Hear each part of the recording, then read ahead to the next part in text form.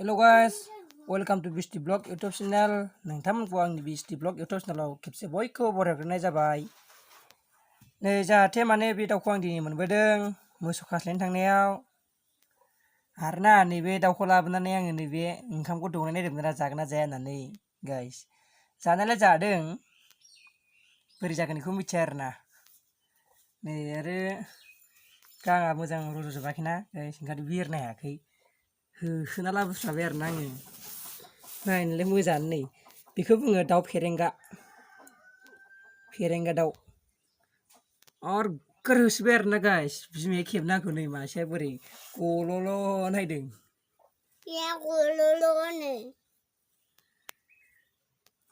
थारमाने आं बेखौहाय न'आव फिसिया आरोना गाइस। माने आं बेखौ हगारहैफिनगोनसो।